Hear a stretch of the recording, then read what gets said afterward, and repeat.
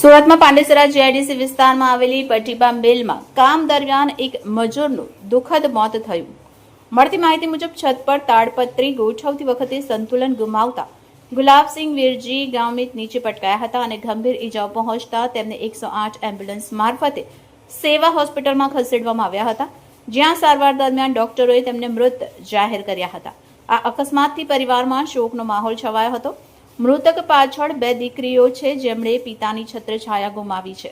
પરિવારજનો યોગ્ય વળતર અને બાળકોના ભવિષ્ય માટે ભરણ પોષણની વ્યવસ્થા કરવાની માંગ કરી છે. Bureau chief Sunil Ganjawala, bullet 26 Gujarat news, Surat. मेरा नाम विलास है।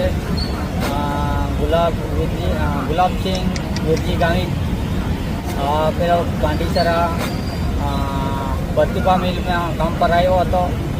પેલા પતરા પર પ્લાસ્ટિક પતરવા ગયો ત્યારે નીચે પડી ગયો અને મૃત્યુ થઈ ગયો.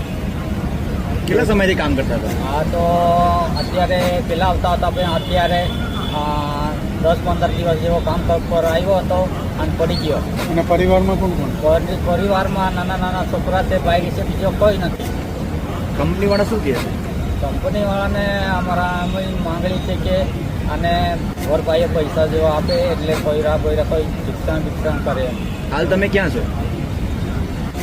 હાલ ક્યાં આવ્યા છો તમે? અને સુરતમાં સિવિલ હોસ્પિટલ. ઓકે.